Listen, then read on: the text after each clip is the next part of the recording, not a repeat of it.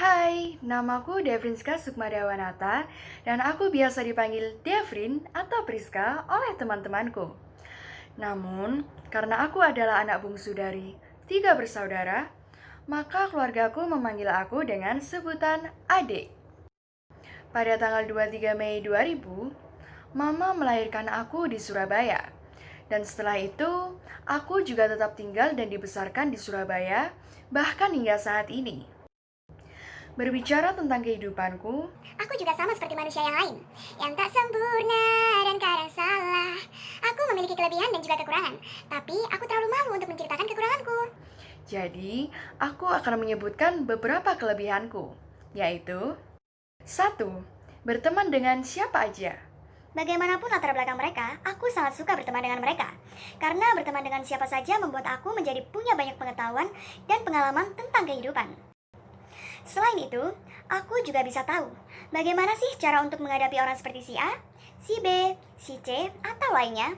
Hal ini menjadikanku semakin berkembang dan berpikiran terbuka karena dapat memahami berbagai macam karakter orang. 2. Mudah bergaul dan beradaptasi dengan lingkungan baru. Tidak heran bahwa selama ini aku banyak mengenal dan dikenal oleh orang lain. 3. Sangat terbuka. Sehingga aku merasa bahwa orang-orang sangat tertarik dengan aku karena aku sangat terbuka dengan mereka. 4. Sangat perhatian dengan orang lain. Hal ini dapat dirasakan oleh orang-orang di sekitarku. Ketika mereka sedang bercerita kepadaku, aku akan memberikan saran dan solusi sebaik mungkin untuk membantu mereka. Namun, ketika aku tidak mempunyai saran dan solusi tersebut, aku akan tetap mendengarkan cerita mereka dengan penuh simpati. Dari berbagai kelebihan yang telah aku sebutkan tadi, cukup banyak teman-temanku yang menilai bahwa aku cocok untuk menjadi pemimpin. Sebenarnya, apa sih pemimpin itu? Pemimpin adalah seorang pribadi yang memiliki kecakapan dan kelebihan, khususnya kecakapan dan kelebihan di dalam suatu bidang. Sehingga pribadi ini mampu mempengaruhi banyak orang untuk bersama-sama melakukan aktivitas-aktivitas tertentu demi meraih satu atau beberapa pencapaian yang sudah ditetapkan. Berdasarkan definisi tersebut, aku merasa bahwa Aku mampu mempengaruhi banyak orang untuk bersama-sama melakukan aktivitas-aktivitas tertentu demi meraih suatu pencapaian yang telah ditetapkan. Nah, kenapa ya aku bisa jadi orang yang seperti itu? 1. Aku dekat dengan orang-orang yang ada di sekitarku. Sehingga kebanyakan dari mereka sudah mengenalku dan tahu bagaimana konsep dari diriku ini. Dan menurutku mereka sudah menaruh kepercayaan mereka kepada diriku, sehingga sebagian dari mereka mempertimbangkan atau menerima saran-saranku. 2. Aku orang yang cukup percaya sama diri sendiri. Jadi, aku akan mengatakan apa yang ingin aku katakan kepada orang lain dengan tegas dan jelas. Aku juga tidak pernah takut untuk mengakui kesalahanku. Dan mungkin hal ini yang membuat mereka juga makin percaya sama diriku. 3. Aku adalah orang yang selalu menginginkan semuanya berjalan dengan sempurna, walaupun itu hanya hal-hal kecil atau bahkan sepele.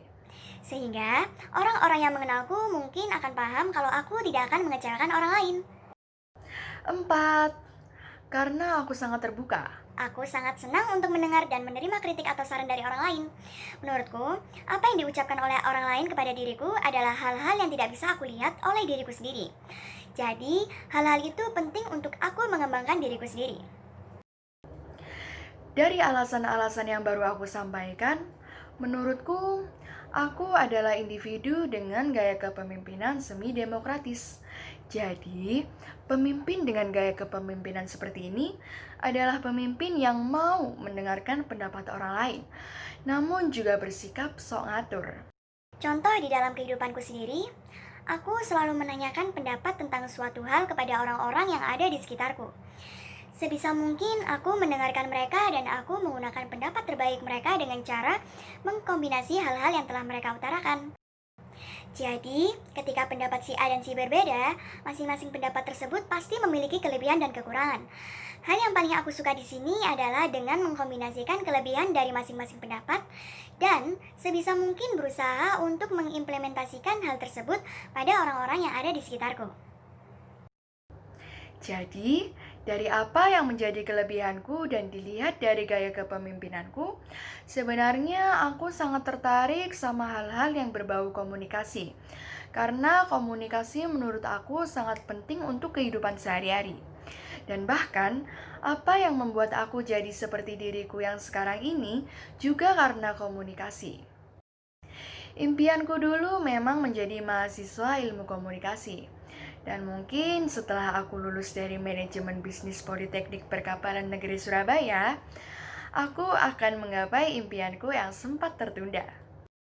Karena impianku yang sebelumnya belum tercapai, aku merencanakan ulang hal-hal lainnya yang akan aku capai selama 10 tahun ke depan. Tentu berbeda impian seorang mahasiswa ilmu komunikasi dan impian seorang mahasiswa manajemen bisnis. Impian-impian besarku selain aku melanjutkan perkuliahan di bidang komunikasi adalah: 1. Memiliki bisnis sendiri. Jadi, ide bisnis yang aku harapkan sebenarnya terbilang lumayan rumit sih. Pada akhirnya, aku berharap bahwa bisnisku ini bisa sampai ke tahap membuat pabrik dan mengoperasikan sebuah pabrik. Tapi untuk sementara ini, aku memulai untuk bisnis kecil-kecilan terlebih dahulu, seperti membuka online shop. 2. Membeli rumah dan mobil sendiri. Hal ini memang sangat sulit untuk dicapai dalam 10 tahun ke depan. Tapi aku harap dari hasil bisnisku dan dari hasil pekerjaan tetapku nanti, hal ini akan menjadi mudah. 3. Membiayai orang tua untuk berhaji.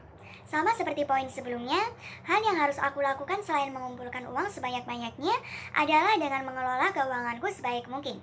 Jadi, aku akan menggunakan uangku untuk membiayai hal-hal yang memang aku butuhkan, bukan yang aku inginkan. 4. Menikah dengan orang yang sangat aku inginkan. Mungkin sekarang belum ketemu sama orang yang sangat-sangat aku impikan, tapi dengan memperluas relasi melalui organisasi di kampus, aku harap aku akan segera bertemu dengan orang itu dan akan menikah pada saat aku umur 24 tahun. Sekian cerita dari aku, terima kasih telah mendengarkan.